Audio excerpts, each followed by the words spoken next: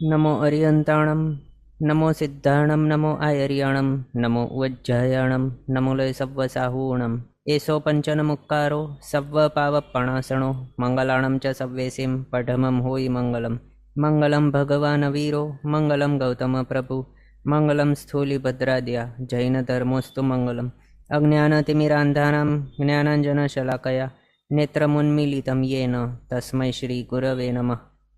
આપણો વિષય ચાલી રહ્યો છે શ્રી બૃહદ સંગ્રહણી ગ્રંથ 12મી સદીના મહાચાર્ય શ્રી ચંદ્રસુરી સ્વાજી મહારાજા સાહેબ દ્વારા વિરચિત આ શ્રી બૃહદ સંગ્રહણી ગ્રંથની અંદર આપણે 4 ગતિના જીવોને વિશે અલગ અલગ એવા ઘણા દ્વારોની અંદર વિચારણા કરી અને એના બાદ આપણે મહાપુરુષોને વિશે વિચારણા કરતા તીર્થંકર ભગવંત વિશે વિચારણા કરી રહ્યા હતા। એની અંદર આપણે લાસ્ટ ક્લાસમાં તીર્થંકર ભગવંતની વાણીના 35 ગુણો જાણવાની ટ્રાય કરેલ હતું કે કયા કયા ગુણો યુક્ત હોય છે તેઓની વાણી। તીર્થંકર ભગવંત સમાવસરણની અંદર દેશના આપતા હોય ત્યારે તેઓની વાણીની અંદર આ ગુણો તો હોય જ છે। આ 35 ગુણો આપણે જોયા તે અને એ વાણી દ્વારા તેઓ શું કહેતા હોય, કોને ઉદ્દેશીને કહેતા હોય તો ભો ભવ્ય એટલે હે ભવ્ય જીવો, ભવિ જીવોને ઉદ્દેશીને તેઓ કહેતા હોય। ભવિ જીવોને શું કહેતા હોય તેઓ તો મોક્ષ માર્ગની પ્રરૂપણા કરતા હોય। મોક્ષ માર્ગ શું છે તો સમ્યક જ્ઞાન, સમ્યક દર્શન અને સમ્યક ચારિત્ર, એ રત્નત્રય રૂપ મોક્ષ માર્ગ છે અને એ મોક્ષ માર્ગની પ્રરૂપણા તીર્થંકર ભગવંતો કરતા હોય છે તેમની દેશનાઓની અંદર। અને એમની દેશનાની અંદર 9 તત્વની પણ પ્રરૂપણા હોય છે અને એના દ્વારા તેઓ એ બતાવે છે કે શું હેય છે, શું જ્ઞેય છે અને શું ઉપાદેય છે, એટલે શું ત્યાગવા લાયક છે, શું ત્યાગવું જોઈએ। તેઓ એ કહેતા હોય કે હે ભવિ જીવો, જો આપને મોક્ષ જોતું હોય, મોક્ષ એટલે મુક્તિ જો જોતી હોય, આ સંસારના ભવભ્રમણની અંદરથી, 4 ગતિના ફેરાની અંદરથી, આવા દુર્ગતિઓની અંદરથી, અથવા તો જે ભૌતિક રીતે સારી દેખાય એવી દેવગતિ, મનુષ્ય ગતિ, સદગતિ જે આપણે આ હમણાંના ટાઈમની અંદર કહેતા હોઈએ, એ પણ માત્ર કહેવા માટે સદગતિ છે, પણ અસલમાં સદગતિ શું છે તો મોક્ષ છે, સિદ્ધ ગતિ છે તે અસલમાં સદગતિ છે। બાકીની તો શું છે, ભવભ્રમણ રૂપ જ કહેવાય છે। એની અંદર જન્મ મરણના દુઃખ વગેરે તો ભોગવવાના આવે છે, એટલે એવા બધા દુઃખો રૂપ જે સંસાર છે એનાથી જો મુક્તિ જોતી હોય તો હે ભવિ જીવો, આ કરો, ફલાણું નહીં કરવા યોગ્ય છે। એટલે અમુક એવા આજ્ઞાઓ તેઓની કેવી હોય છે, વિધેયાત્મક આજ્ઞા હોય છે કે જેની અંદર કહેવાયું છે કે આ કરવા યોગ્ય છે, એને શું કહેવાય, વિધેયાત્મક આજ્ઞા। અને નિષેધાત્મક આજ્ઞા બીજી હોય છે કે જેની અંદર શું કહેવાય છે કે આ કરવા યોગ્ય નથી, આ નહીં કરવું જોઈએ આ પ્રમાણે। તો આવી આ કરવા યોગ્ય નથી જે પણ કહેવાય તે શું છે, નિષેધાત્મક આજ્ઞાઓ। જેમ કે રાત્રિ ભોજન કરવા યોગ્ય નથી, કંદમૂળ અભક્ષ્ય વગેરે ભોજન કરવા યોગ્ય નથી, એ બધું શું કહેવાય, એ આજ્ઞાને નિષેધાત્મક આજ્ઞા કહેવાય, એને હેય કહેવાય છે। આ બધું ત્યાગવા યોગ્ય છે એવું। અને વિધેયાત્મક, નિષેધાત્મક 2 આજ્ઞા જોઈએ આપણે। ઉપાદેય અને હેય જોયું। જ્ઞેય પણ જાણવું, તો જ્ઞેય શું છે, જીવ ને અજીવ એ બંને જાણવા યોગ્ય છે। અજીવની અંદર તો આપણે જોઈ લીધું છે, કેટલા છે અજીવ, ષડ દ્રવ્યમાંથી 5 અજીવ દ્રવ્યો છે અને 1 જીવ દ્રવ્ય છે તે જીવ છે, તે બધા કેવા છે, જાણવા યોગ્ય છે।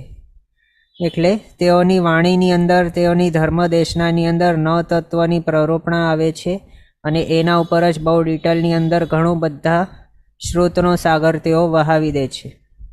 શ્રુતની મહાનદી કહેવાય એવી વહેતી હોય છે તેઓના સમવસરણના અંદર, એટલે તેઓના દેશમાં દ્વારા।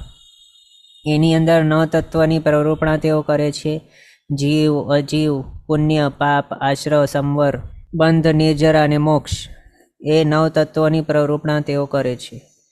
જેમાં તેઓ કહે છે કે જીવને અજીવને જાણવા યોગ્ય છે, પછી આશ્રવ, બંધ, પુણ્ય અને પાપ હેય છે, ત્યાગવા યોગ્ય છે, સંવર, નિર્જરા, મોક્ષ એ આદરવા યોગ્ય છે। અને આમ જો જોઈએ તો મોક્ષ સુધી પહોંચવા માટે સ્ટાર્ટિંગમાં પુણ્ય આદરવા યોગ્ય અને પછી તો એ પણ હેય છે આ રીતે.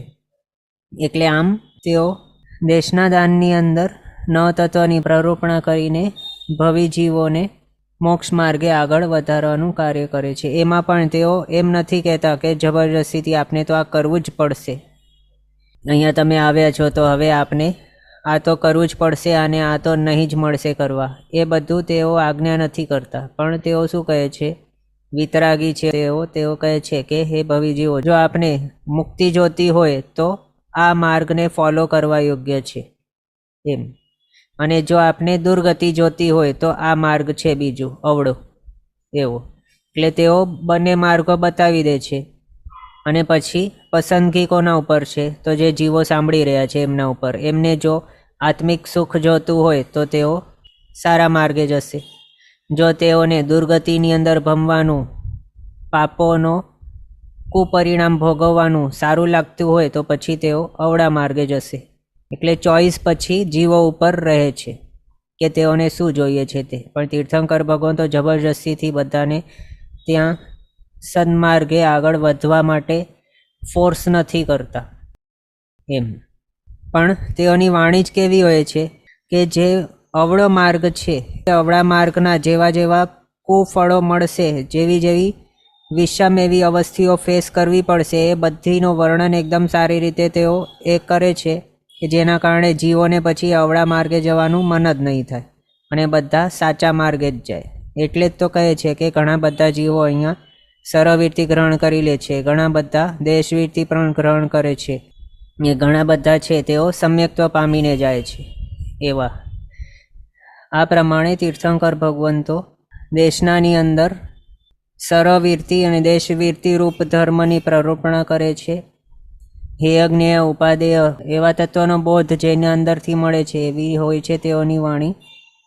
આગળ તેઓ ધર્મ એ પ્રમાણે કહે છે, દાનશીલ, તપ અને ભાવ એ 4 પ્રકારેનો ધર્મ, અથવા તો સર્વવૃત્તિ અને દેશવૃત્તિ રૂપ 2 પ્રકારે ધર્મ એની પ્રરૂપણા કરે છે. જેની અંદર સર્વવૃત્તિ ધર્મ જો વિચારીએ તો એમાં 5 મહાવ્રતોની પ્રરૂપણા કરે છે, જેમ કે જેની અંદર અહિંસા, અસત્ય વર્જન અથવા તો મૃષાવાદનો વર્જન, પછી અચૌર્ય, શીલ વ્રત અથવા તો મૈથુન વર્જન ને અપરિગ્રહ રૂપી એવા 5 મહાવ્રતો એની પ્રરૂપણા કરે છે. અને જેની અંદર જ્યારે આપણે મહાવ્રત કહીએ તો સર્વથા ત્યાગરૂપ સમજવાનું, અને જો એ જ 5ને વિશે અણુવ્રત કહીએ તો એની અંદર પરિમાણ હોય છે. પહેલો પ્રાણાતિપાત વિરમણ વ્રત, બીજો સ્થૂલ મૃષાવાદ વિરમણ વ્રત, એ બધા દેશવૃત્તિધર જે શ્રાવક શ્રાવિકા હોય એમના માટે અણુવ્રતો બતાવે છે.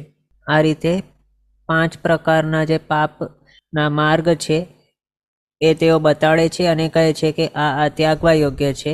અને એના કુવિપાક કેવા હોય, કેવા ભયંકર એના પરિણામો હોય એની તેઓ પ્રરૂપણા કરે. એટલે કહે છે કે જો તમે હિંસા કરશો તો પછી તમને નરકની અંદર જવું પડે. એટલે તેઓ કહે છે એટલે જવું પડે એવું નથી, પણ એ જે પણ જીવોએ હમણાં સુધી તે કર્યું છે તેઓ નરકની અંદર ગયા છે, હમણાં ત્યાં રહેલા છે નરકમાં અને આગળ જતા રહેશે. એ તેઓ પોતાના સર્વજ્ઞપણાની અંદર જોઈને પ્રત્યક્ષપણે કહી રહ્યા છે. આત્મસાક્ષી એ તેમના જ્ઞાનમાં છે. એટલે તેઓ કહે છે કે જો હિંસા કરશે કોઈક જીવ તો પછી એને નરકની અંદર જવું પડે, અને નરકની કેવી ભયંકર વેદનાઓ છે એ વગેરેનું વર્ણન તેઓ એકદમ જેવું છે એ પ્રમાણે કરતા હોય છે. જેના કારણે જીવોને હિંસાથી ભય લાગે, એટલે હિંસાના પરિણામ સાંભળે અને પછી એના હિસાબે તેમને હિંસા જ ત્યાગવા લાયક લાગી જાય એમ.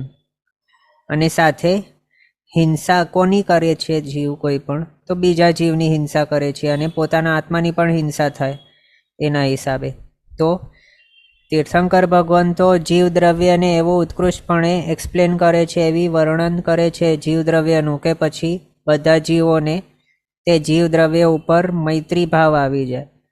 જેના હિસાબે તેઓ કોઈક સ્થાવર હોય, નરી આંખે જે દેખાતું પણ નહીં હોય એવા વાયુ કહે, એના ઉપર પણ મૈત્રી ભાવ આવી જાય જીવોને. એવું ઉત્કૃષ્ટ ટાઈપનું વર્ણન કરતા હોય જીવદ્રવ્યનું તીર્થંકર ભગવંતો. આ તો માત્ર આપણે એક્ઝામ્પલ લીધું. આ જ રીતે બાકીના પણ વર્ણનો એકદમ શ્રેષ્ઠ હોય છે તેઓના. એના હિસાબે અહિંસા વ્રતનું પાલન એકદમ સારી રીતે જીવો કરી શકે છે. પછી એટલે જીવ દ્રવ્યનું વર્ણન સાંભળીને જીવ છે ક્યાં ક્યાં છે એ બધું સમજીને સાંભળીને એ જાણીને પછી એ જીવોની હિંસા કરશું તો પછી એના કુપરિણામ કેવા થશે એ બધું જાણીને પછી તેમને કેવું થાય, એમનું પહેલાં તો હૃદય એકદમ કોમળ થઈ જાય, બધા જ જીવોને વિશે તેમને મૈત્રી ભાવ આવી જાય. અને પછી કયા કયા દ્વાર છે, કયા કયા કારણો છે કે જેના કારણે જીવોની હિંસા થઈ શકે એ બધું પણ જાણીને પછી તે જીવો અહિંસાનો અણુવ્રત અથવા તો મહાવ્રત ગ્રહણ કરી લે છે. એ જ રીતે અસત્ય વચન એ જો બોલવામાં આવે તો પછી એના કેવા દુષ્પરિણામ હોઈ શકે એનું પણ વર્ણન કરે. આગળ જે પણ ચોરી, પછી અબ્રહ્મ, પરિગ્રહ એ બધાનું કેવા કેવા વિપાકો ભોગવવા પડે એ બધાનું વર્ણન કર્યા બાદ પર્ષદાને એવું થઈ જાય કે આ તો પાપો એકદમ હમણાં ને હમણાં જ ત્યાગવા યોગ્ય છે, એટલે તેઓ તરત જ અણુવ્રત મહાવ્રતો ગ્રહણ કરી લે છે. આ રીતે તીર્થંકર ભગવંતોની દેશનાની અંદર જીવોની મુક્તિ માર્ગે ગમન સ્ટાર્ટ થઈ જાય છે. આમ 5 મહાવ્રત સહિત એવો સરવીર્તિ ધર્મ પ્લસ 5 અણુવ્રતો, 3 ગુણવ્રત, 4 શિક્ષાવ્રત સહિત એવો 12 વ્રતવાળો ગૃહસ્થ ધર્મ અથવા તો શ્રાવક ધર્મ એ તીર્થંકર ભગવંતો પ્રરૂપે છે. અને ઘણા બધા જીવો સરવીર્તિ ગ્રહણ કરીને સાધુ સાધ્વીજી બને છે, ઘણા જીવો શ્રાવક શ્રાવિકા બને છે, ઘણા સંકિતધારી બને છે. આમ અનેક પ્રકારે અહિંસા પ્રધાન એવો ત્યાગ અને વૈરાગ્ય મૂલક એવો ધર્મની પ્રરૂપણા કરે છે તીર્થંકર ભગવંતો. ઘણા જીવો તો આપણે જાણ્યું કે વ્રત પચખાણ વગેરે ગ્રહણ કરે છે, સરવીર્તિ દેશવીર્તિ ગ્રહણ કરે છે, સંકિતધારી પણ થાય છે. પણ અહીંયા કેટલાક જીવો એવા પણ મિથ્યાત્વી પણ રહી જાય છે કે જેઓ ભારે કર્મી હતા પણ તેમનો મિથ્યાત્વ જેટલા પ્રમાણનું ગાઢ હતું એ હવે મંદ થઈ ગયું, એવા પણ જીવો અહીંયા હોય છે. પછી એટલે સંકિત તો પ્રાપ્ત થઈ જાય છે ઘણાને, પણ કેટલાક એવા પણ જીવો છે કે જેઓ સંકિતની પાસે આવી ગયા અથવા તો મોક્ષ માર્ગની પાસે આવી ગયા, હવે માત્ર એન્ટ્રી કરવાની બાકી છે, માત્ર હવે સંકિત પ્રાપ્તિની જ બાકી છે. એવા પણ જીવો અહીંયા સમજવાના. મોક્ષ માર્ગની પાસે આવી જાય, ઘણા મોક્ષ માર્ગે આગળ વધી જાય. આમ આ રીતે તીર્થંકર ભગવંતો દેશના આપતા હોય, ઘણા જીવોને કલ્યાણ થતું હોય. આગળ તીર્થંકર ભગવંતો અલગ અલગ ક્ષેત્રની અંદર પોતાનું જેટલું પણ આયુષ્ય બાકી હોય તે પ્રમાણે તેઓ વિચરણ કરીને ઘણા જીવોને ધર્મ માર્ગે જોડતા જાય, ધર્મની પ્રરૂપણા અલગ અલગ ક્ષેત્રોની અંદર કરતા જાય છે. એ પછી જ્યારે તેમનો આયુષ્યનો અંત આવતું હોય ત્યારે કેટલાક તીર્થંકર ભગવંતો માસક શમણ સહિત અનશન વ્રત કરે અથવા તો છઠ વગેરે, એટલે જે પણ પ્રમાણે તેઓ એ પ્રમાણે અનશન છેલ્લે સ્વીકારીને તેમનું જ્યારે આયુષ્ય કમ્પ્લીટ થાય ત્યારે ઇન્દ્ર મહારાજાઓનો આસન કંપાયમાન થાય અને તે ઇન્દ્રો પોતાના પરિવાર સહિત તે ઠેકાણે આવી જાય છે. તીર્થંકર ભગવંતના આત્માનું નિર્વાણ થઈ ગયું. એનું મિનિંગ શું કે હવે તેમના 4 અઘાતી કર્મ હતા તેનો પણ ક્ષય થઈ ગયો છે અને હવે તેમનો મોક્ષ થઈ ગયો છે. એ તીર્થંકર ભગવાનનું આયુષ્ય કમ્પ્લીટ થઈ ગયું એવું. તો એને શું કહેવાય? તીર્થંકર ભગવંતનું નિર્વાણ કલ્યાણક કહેવાય છે. એ પણ સર્વ જીવોને માટે કલ્યાણકારી છે, એટલે એને પણ કલ્યાણક જ કહ્યું છે. તીર્થંકર ભગવંતના આ રીતે 5 કલ્યાણક બતાવ્યા છે: ચ્યવન, જન્મ, દીક્ષા, કેવલ જ્ઞાન ને નિર્વાણ અથવા તો મોક્ષ. આ પ્રકારે 5 કલ્યાણકો તીર્થંકર ભગવંતોના હોય છે. આમ શાસ્ત્રકાર ભગવંતો કહે છે કે તીર્થંકર ભગવંતના 5 કલ્યાણકે આખા 14 લોકની અંદર તો અજવાળું થઈ જાય, બધા જ જીવોને એકદમ શાતાની અનુભૂતિ થાય, પણ જે દુઃખદાયી અથવા તો દુઃખનો ભોગવવાનું જે સ્થાન છે સ્પેશિયલી એવો નરક, તો એ 7 નારકીઓની અંદર પણ ક્ષણભર માટે ત્યાં શાતા અનુભવાય છે તે જીવો દ્વારા. આમ તે જીવોનો અશાતાવેદ્યનો ઉદય હોય છે ભવ સ્વભાવે, પણ તે ઠેકાણે તીર્થંકર ભગવંતનો પ્રભાવ કેટલું છે, એમના પુણ્ય પ્રભાવ જુઓ તીર્થંકર ભગવંતોનું, કે ત્યાં સ્પેશિયલી દુઃખ ભોગવવા માટે જે સ્થાન છે એવા નરકની અંદર પણ અજવાળું થઈ જાય છે તીર્થંકર ભગવંતના કલ્યાણકોના ટાઈમે. એવું મોટું પુણ્ય પ્રભાવ છે તીર્થંકર ભગવંતોનું, કે જેમનો પુણ્યનો અસર બીજાના પાપ ઉપર પણ થઈ જાય છે ત્યાં, નારકીઓ વગેરેના એવા. પછી હવે તીર્થંકર ભગવાનનો જ્યારે નિર્વાણ થઈ જાય ત્યારે સ્વાભાવિક છે કે જે ભક્તો છે, ભલે તે મનુષ્યો હોય કે તિર્યંચ હોય કે દેવો પણ હોય, બધા જ જે તીર્થંકર ભગવંતના ભક્ત છે બધાને આઘાત તો લાગે. હમણાં સુધી જે તીર્થંકર ભગવંતની આવી મધુર વાણી સાંભળી રહ્યા હતા, જે તીર્થંકર ભગવંતોનો સાનિધ્ય હમણાં સુધી મળી રહ્યું હતું, જેમની સાથે તેઓ આમ વિચારતા હતા કે તે તીર્થંકર ભગવંત છે ત્યાર સુધી આપણું સારું ને સારું જ થશે, તેમના દ્વારા આપણે કંઈક બોધ પામીશું અને તેઓ કંઈક કહેશે, તેઓની માત્ર એક નજર પર માળા ઉપર પડી જાય તો મારું કલ્યાણ થઈ જાય, એવો જે બધું વિચારતા હતા. હવે તેઓને કેવું લાગે કે હવે તો તીર્થંકર ભગવાન ચાલ્યા ગયા અહીંયાથી, આ જે મનુષ્ય લોકરૂપી જે સંસાર છે એનામાંથી, તો હવે અમારું શું થશે, અમને હવે કોણ ધર્મ સંભળાવશે, અમે કોનું હવે દર્શન કરશું દરરોજ ઉઠીને. આ રીતે તેઓ વિચારીને પછી વિલાપો કરે. દેવો પણ ઇન્દ્ર મહારાજ વગેરે એમને પણ આસનકંપથી તેમને ધ્યાનમાં આવે, આસનકંપાયમાન થાય તેઓનું, ત્યારે તેઓ ઉપયોગ મૂકે પોતાના અવધિજ્ઞાનનો અને પ્રભુનો નિર્વાણ કલ્યાણકને જાણે છે. નિર્વાણ કલ્યાણકને જાણે છે એટલે એમને તો એ ખ્યાલમાં આવી જાય કે તે તીર્થંકર ભગવંતના આત્માનું હવે કલ્યાણ થઈ ગયું. તેઓ તો કેવલી હતા જ પહેલાંથી, પણ હવે તો સંસારમાંથી તેમની મુક્તિ થઈ ગઈ અને કોઈ પણ કર્મના બંધનથી મુક્તિ થવી એ તો ઉત્સવનો અવસર. એટલે તીર્થંકર ભગવંતના માટે તે તો કેવું છે કે બંધનોથી મુક્તિ થઈ ગઈ છે હવે તેઓની, એ પણ ફોરએવર માટે. એટલે તીર્થંકર ભગવાનને માટે તો એ સારું છે, પણ દેવોને કેવું થાય એ જ જે આપણે જોયું હમણાં, કે હવે મારો શું, મારો કોણ, કોની ભક્તિ કરીશ. એટલે એવા વિચારોથી અત્યંત ખિન્ન થઈ જાય છે દેવો, અત્યંત દુઃખી થઈને, એવા દુઃખી ચિત્તવાળા થઈને ત્યાં તે આવે છે. ક્વેશ્ચન છે કે કોઈ પણ ક્ષેત્રમાં કલ્યાણક થાય તો નરકમાં અજવાળા થાય.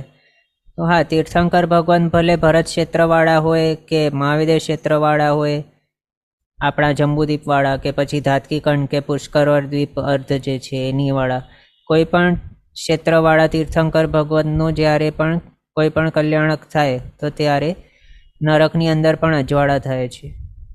એમ ચેટબોક્સમાં આવે છે કે આઘાત થોડી લગતા है, Gautam Swami was exception as all सम्यक्त्वी जीव नोज संसार भावना एल्स दे विल बाइंड आर्तध्यन दे आर एलिवेटेड आत्मा.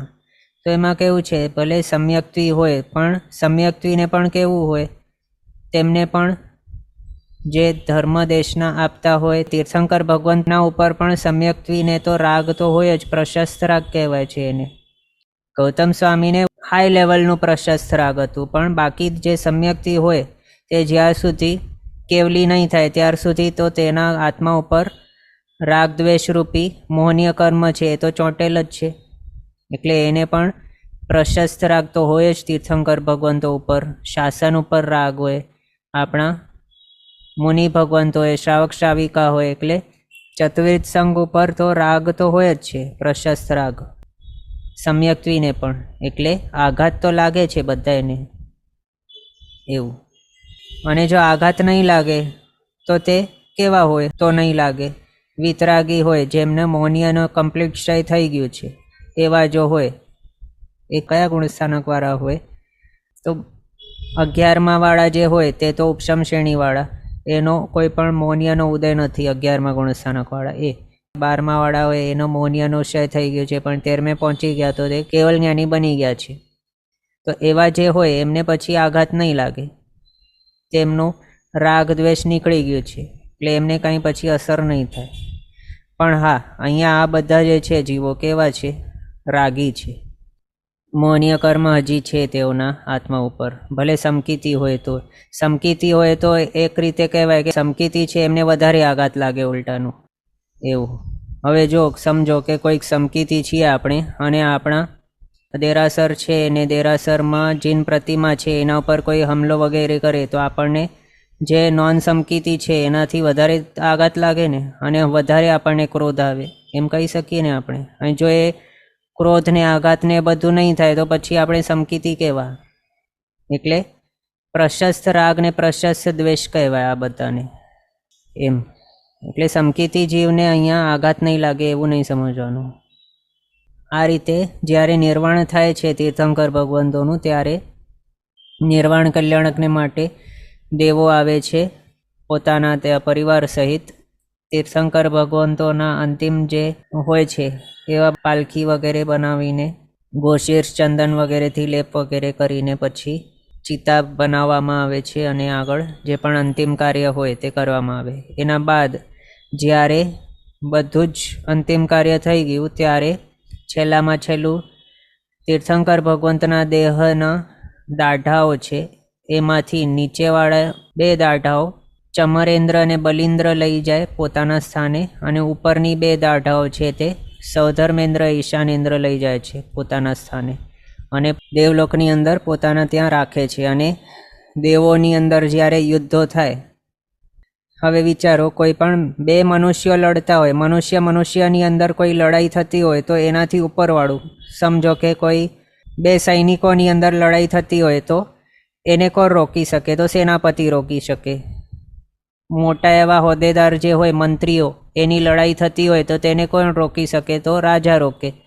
2 રાજાઓની વચ્ચે લડાઈ થતી હોય તો જે મોટો એવો માંડલિક રાજા હોય કે પછી વાસુદેવ કે ચક્રવર્તી વગેરે એવા મોટા મોટા જે પોસ્ટવાળા હોય તે રોકી શકે. પણ હવે 2 દેવોની વચ્ચે લડાઈ થતી હોય તો ત્યારે એમને કોણ રોકે? તો એના ઇન્દ્ર છે તે રોકે. પણ હવે 2 ઇન્દ્ર હોય કે એવા પણ જે હોય એની વચ્ચે જે લડાઈ જ્યારે થતી હોય તો એમને હવે કોણ રોકે? અને મનુષ્ય માટે તો આપણે એમ સમજી શકીએ કે મનુષ્યની લડાઈ એક વખત ક્યારે સ્ટોપ પણ થઈ જાય, કારણ લડતા લડતા કોઈનો એક જણનો પ્રાણ પણ ચાલ્યો જાય. એટલે એક જીવ તો બચ્યો અને બીજોનું આયુષ્ય કમ્પ્લીટ થઈ ગયો ઘાત વગેરે થઈને, હણાઈને. તો પછી મનુષ્યોની અંદર વચની લડાઈ તો બંધ થઈ શકે, પણ દેવો કેવા છે? દેવોનું આયુષ્ય પૂરું નહીં થાય ત્યાર સુધી તો તેમને મારી પણ નહીં શકે કોઈ પણ.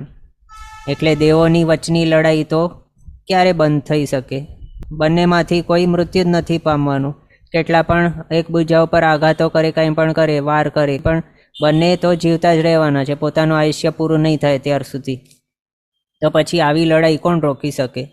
તો એના માટે કહે છે શાસ્ત્રકાર ભગવંતો કે જે દાઢા અહીંયાથી લઈ ગયા છે તીર્થંકર ભગવંતોની, તે દાઢાને લઈને પછી એનો અભિષેક કરીને એ અભિષેક થયેલું જે પાણી કે જલ છે એ જલ જ્યારે આ દેવો ઉપર છાંટવામાં આવે ત્યારે એમના દ્વેષ નીકળી જાય છે, એમના કશાય શાંત થઈ જાય છે અને પછી એનો યુદ્ધ રોકાઈ જાય છે એમ. એટલે જ તીર્થંકર ભગવંત સાક્ષાત હોય છે ત્યારે પણ સમસ્ત જીવોનું કલ્યાણ કરતા હોય, એમની વાણી દ્વારા કલ્યાણ કરતા હોય, અને તેઓ જ્યારે નથી હાજર ત્યારે પણ શું કરે? તો તેમની વાણી જે તેઓએ સમવસરણની અંદર દેશના દ્વારા મોક્ષ માર્ગની પ્રવૃત્તિ કરી છે, ધર્મ સ્થાપના કરી છે, એના દ્વારા તો અસંખ્યાતા અનંતા જીવોનું આગળ કલ્યાણ તો થવાનું જ છે. પ્લસ હવે તેમનો જે દેહ હતું એ દેહની અંદર જે દાઢા ક્વેશ્ચન આવે છે, દાઢા એટલે શું? તો દાઢા એટલે આપણો જે મોઢું છે એના જે જોઝ છે, જડબો કહેવાય, એની દાઢા હોય તો એ દાઢા કહેવાય છે. તો એ દાઢાઓ એમના જે અહીંયા મનુષ્ય રૂપેના શરીરની દાઢા પણ કેવી છે? એ દાઢા પણ જ્યાર સુધી રહેશે ત્યાં દેવલોકની અંદર, અને જ્યાં સુધી તેમનું આ પ્રક્ષાલન કરીને જળ છાંટતા રહેશે ત્યાર સુધી તે જે દેવો છે એમના પણ કશાય શાંત થઈ જાય. એવા શ્રેષ્ઠ ઉત્કૃષ્ટ ક્વોલિટીના તીર્થંકર ભગવંતો હોય છે એમ. બીજું અહીંયા આપણે 24 તીર્થંકર ભગવંત જોયા કે જે કેવા અહીંયા ભરત ક્ષેત્ર અને ઐરવત ક્ષેત્રની અંદર 24 તીર્થંકર ભગવંતો થતા હોય છે, એક ઉત્સર પેઢીની અંદર અને એક અવસર પેઢીની અંદર પણ 24 થતા હોય છે. પણ મહાવિદ્ય ક્ષેત્રની અંદર તો હર હંમેશ તે તીર્થંકર ભગવાન કોઈના કોઈ વિજયની અંદર તો હોય જ છે સતત.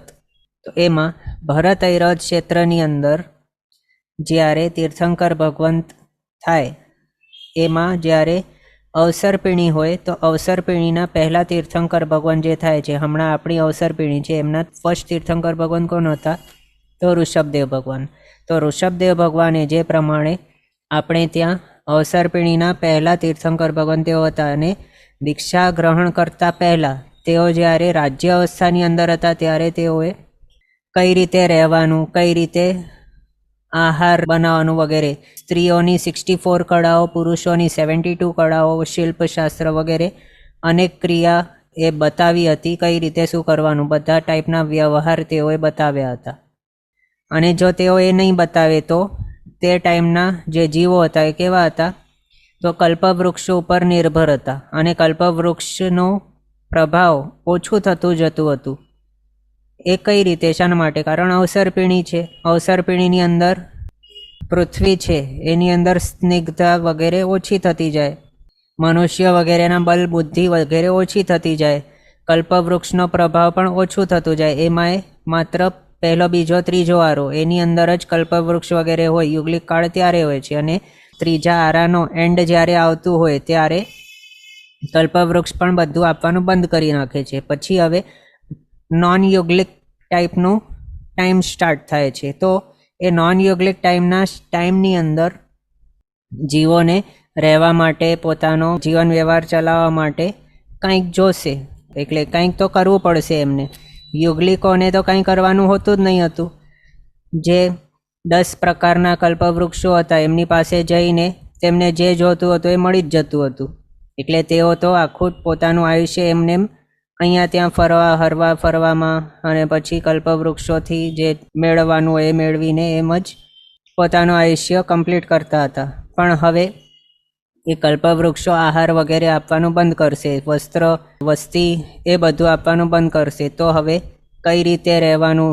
જો જીવવું હોય તો પછી આહાર કંઈક કરવું પડે. તો શું ખાવા યોગ્ય છે વગેરે કંઈ પણ ખબર જ નહીં હતી ત્યારના ટાઈમના લોકોને. અને કઈ રીતે અનાજ ઉગાવવાનું, કઈ રીતે વસ્ત્ર બનાવવાનું વગેરે, એટલે એ બધી કળાઓ એમને કંઈ આવતી જ નહીં હતી. તે રહેવા માટેનું જે કળા વગેરે છે એ જો તીર્થંકર ભગવાન નહીં બતાવે તો પછી શું થઈ જાય? આગળ જે પણ જીવો આવવાના છે એ બધા રહી નહીં શકે, અને પોતાનું જે મનુષ્ય ભાવ તેમને મળેલું છે ધર્મ આરાધનાને માટે, કર્મ ક્ષય કરવા માટે, તેની અંદર તેઓ પોતાનું શરીર પણ નહીં ટકાવી શકે. એટલે આહાર પાણી નહીં કરે તો પછી શું થઈ જાય? શરીર જ નહીં ટકે અને મૃત્યુ જ થઈ જાય તરત.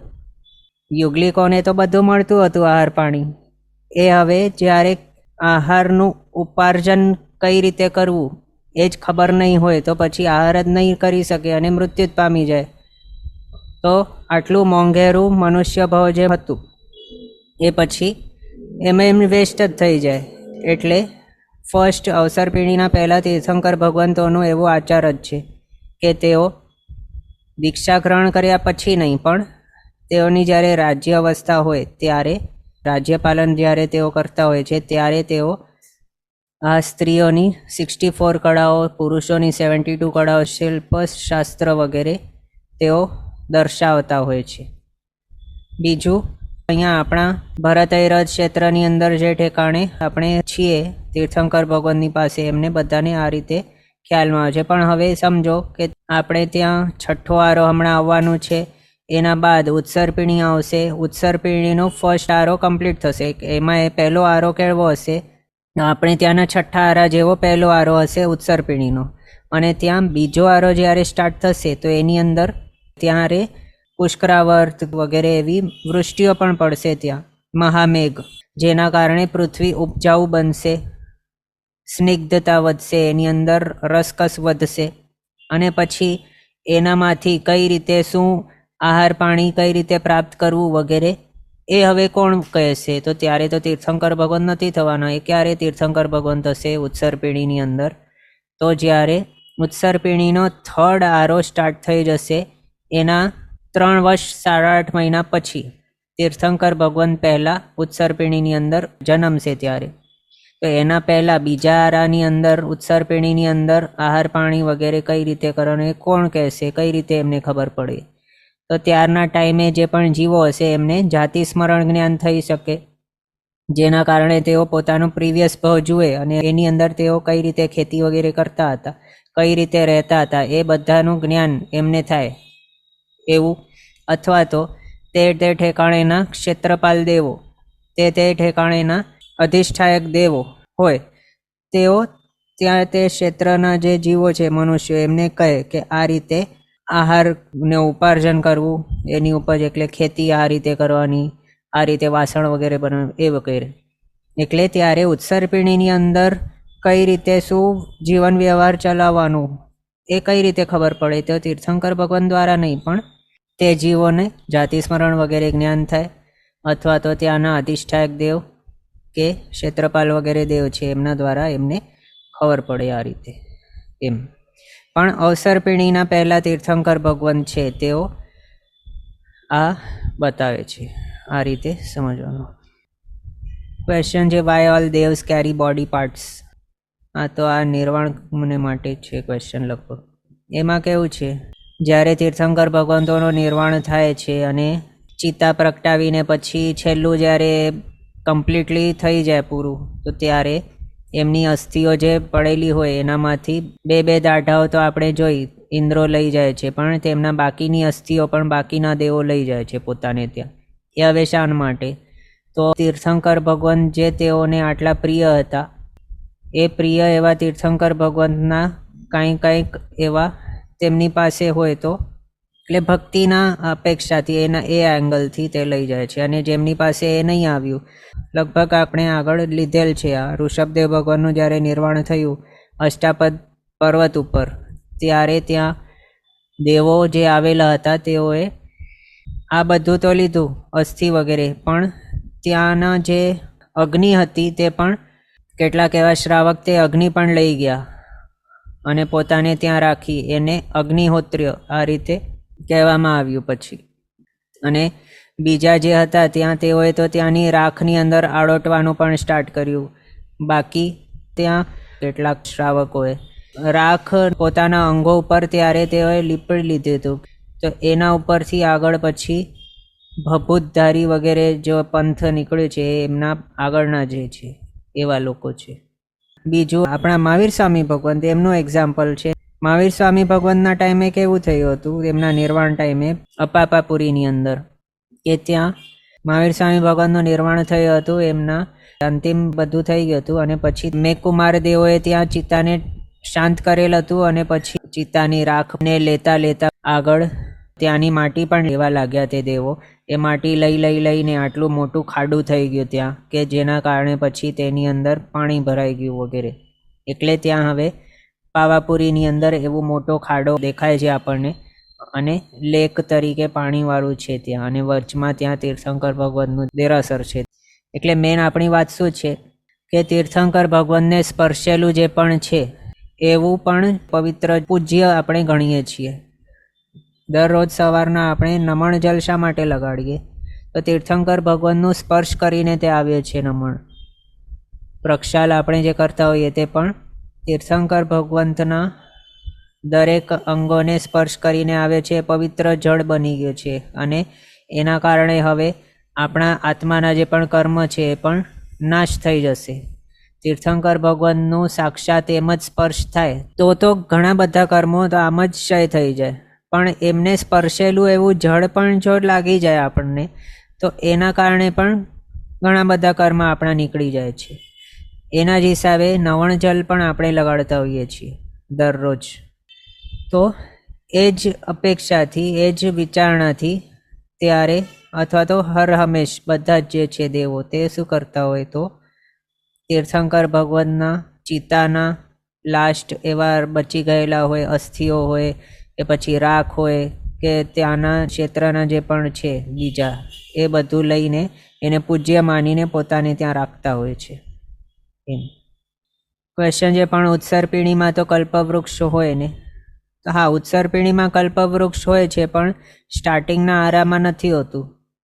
કલ્પવૃક્ષ ક્યારે હોય છે ઉત્સર્પિણીમાં? તો પાંચમા અને છઠ્ઠા આરાની અંદર હોય છે. અને ચોથો આરો જે છે ઉત્સર્પિણીનો, એનો સ્ટાર્ટિંગનો 1/3 ફેઝ પૂરું થઈ જાય એના બાદ ચોથા આરાનો એટલે ઉત્સર્પિણીના ચોથા આરાની અંદર પછી કલ્પવૃક્ષો આવે. અને પાંચમા આરાની અંદર પણ હોય, છઠ્ઠા આરાની અંદર પણ હોય ઉત્સર્પિણીના કલ્પવૃક્ષો. પણ ઉત્સર્પિણીના પહેલા આરાની અંદર નહીં હોય, બીજાની અંદર, ત્રીજાની અંદર પણ કલ્પવૃક્ષો નહીં હોય એમ.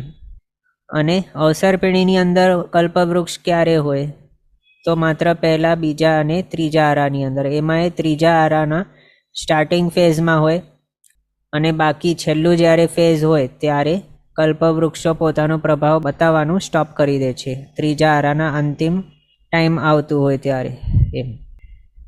ક્વેશ્ચન છે, અષ્ટાપદ પર પહોંચવાનું સરળ નહીં હતું તો પછી બધા કેવી રીતે પહોંચ્યા?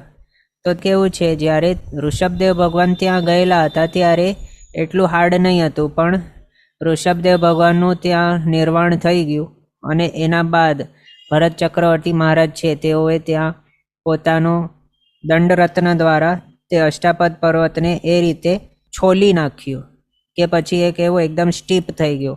પહેલાં તો અઘરો તો હતો થોડો, પણ એનાથી હજી વધારે અઘરો પછી થઈ ગયો છે.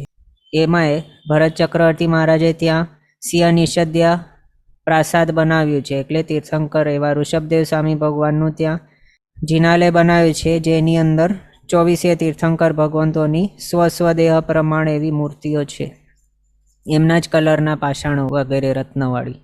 અને આગળ આપણે લગભગ આ જોયેલું છે કે તે દેરાસર કેવું છે.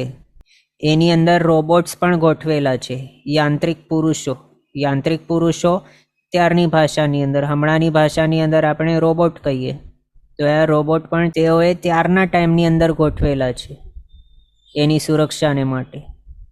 ની સાથે સુરક્ષાને માટે જ આખા પર્વતને એ રીતે દંડરત્નથી છોલી નાખ્યું કે એના બાદ એ ચડવા માટે બહુ જ અઘરો બની ગયો છે, કોઈ પણ ચડી નહીં શકે ઇઝીલી એવો અષ્ટાપદ પર્વત. હમણાં તો તે લુપ્ત જ છે.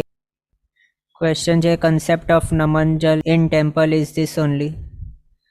તો નવણ જલ આપણે દેરાસરની અંદર જે લેતા હોઈએ છીએ એ તીર્થંકર ભગવંતને સ્પર્શેલું એવો શુદ્ધ એવો થઈને આવ્યો છે, પવિત્ર થઈને આવ્યો છે એવો જળ છે.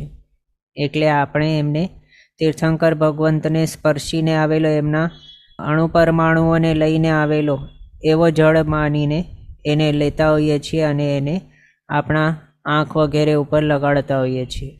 તો તીર્થંકર ભગવંતના એવા શુભ ભાવો જે હતા એ ભાવો આપણા અંદર પણ આવી શકે, આપણા અધ્યવસાય પણ શુદ્ધ થઈ શકે, આપણા કર્મો પણ દૂર થઈ શકે, આપણા રાગદ્વેષ પણ શાંત થઈ શકે. એના માટે એમાંય તીર્થંકર ભગવંતોની જે પ્રતિમા આપણને દેખાય છે હમણાં, એ ભલે પ્રતિમા છે, પણ એ આમનેમ ત્યાં પધરાવેલી નથી, પણ કેવી છે, અંજન શલાકાના વિધાન સહિત પ્રાણ પ્રતિષ્ઠા કરેલી છે. એટલે તીર્થંકર ભગવંતોના પ્રાણ અંદર ત્યાં પૂરેલા છે. એટલે એમ તીર્થંકર ભગવંતનું આત્મા ત્યાં નથી નાખેલું, પણ સાક્ષાત તીર્થંકર ભગવાન છે એવા ભાવ ત્યાં પૂરેલા છે એમ, મંત્રોચ્ચાર વગેરે દ્વારા. એટલે તેઓ ભલે હાલતા ચાલતા બોલતા નથી, પણ સાક્ષાત તીર્થંકર ભગવંત જ છે એ રીતે આપણને ગણવાનું. અને સાક્ષાત તીર્થંકર ભગવંત હોય એમને સ્પર્શીને જે પણ જલ વગેરે આવેલું હોય તે તો આપણા માટે પવિત્ર જ ગણાય. એટલે આપણે એ જે છે જલ, નમણ જલ, એ લઈને આપણે લગાડતા હોઈએ છીએ. ક્વેશ્ચન છે, અનાર્ય ભૂમિની અંદર કોણ શીખાવે આ વ્યવહાર વગેરે? તો આપણે આગળ જોયું, જે જાતિ સ્મરણ થાય અથવા તો ત્યાંના અધિષ્ઠાયક કે ક્ષેત્રપાલ જે હોય તેઓ બતાડે છે. ચેટ બોક્સમાં આવે છે કે this is why Adivasi and all follow ક્ષેત્રપાલ્સ. તો હોઈ શકે એવું. એમાં હમણાંના ટાઈમની અંદર પણ કેવા છે લોકો, માત્ર હાથ સફાઈ બતાવે અથવા તો જનરલાઇઝડ કંઈક ફળ કહી દે કોઈકની કુંડલી જોઈને કે આવું આવું થાય, આવું આવું થશે, આવું આવું થશે. અને એ પણ લોકો કેવા છે, જનરલાઇઝડ ઘણી બધી ચીજો કહી દે આવી, જેમાંથી કોઈક ના કોઈક તો એ સામેવાળાને અપ્લાય થઈ જ જાય. એટલે સામેવાળાને કેવું લાગે, અરે વાહ, આણે તો એકદમ સાચું કીધું, અરે સાચું કીધું, આ તો મહાન છે, આ છે તે છે. પણ સાચે આ લોકો કેવા હોય, ઘણા લોકો, આપણે એમ નથી કહેતા બધા આવા જ છે, પણ ઘણા બધા એવા લોકો પણ છે કે જેમની પાસે કંઈ જ્ઞાન નથી, પણ જનરલાઇઝ વસ્તુઓ તેઓ બોલતા હોય અને એમાંથી કોઈના કોઈ તીર છે નિશાન ઉપર લાગી જાય એવા, અને સામેવાળા અંજાઈ જાય અને તેને ભગવાન માનવા લાગે. એટલે આપણને આ બધાની અંદર પડવાનું નહીં.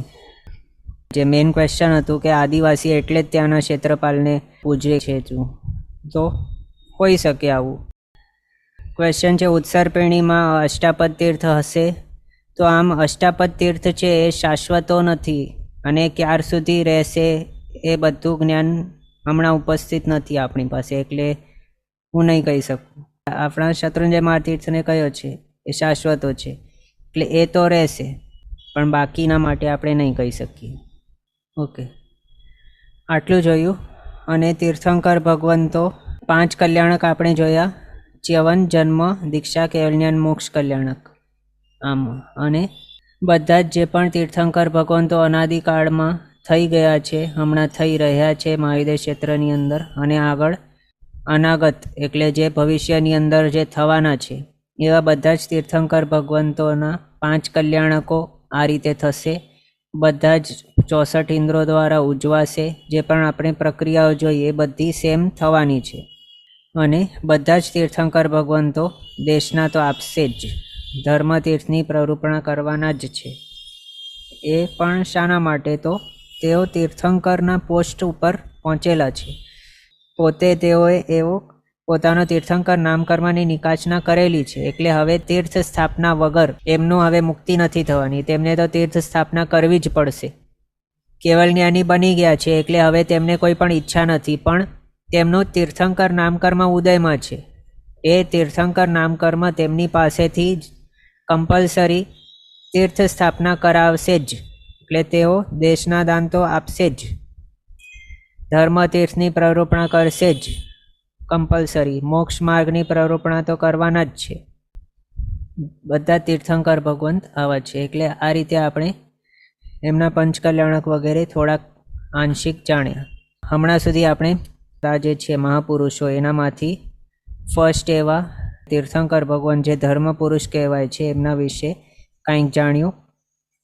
અને હવે નેક્સ્ટ ક્લાસની અંદર આપણે ચક્રવર્તી વગેરે વિશે જાણવાનું સ્ટાર્ટ કરશું.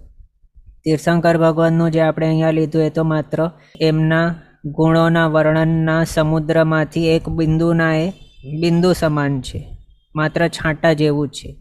એનાથી તો કંઈ ઘણું મોટું ચરિત્ર તીર્થંકર ભગવંતોના હોય છે. એમનું ગુણોનું સમુદ્ર બહુ મોટું છે, જેનું વર્ણન ક્યારે થઈ જ નહીં શકે કોઈના દ્વારા. કેવલી ભગવંતો કહી શકે એકદમ સારી રીતે, પણ આપણે થોડું પ્રયાસ કર્યું.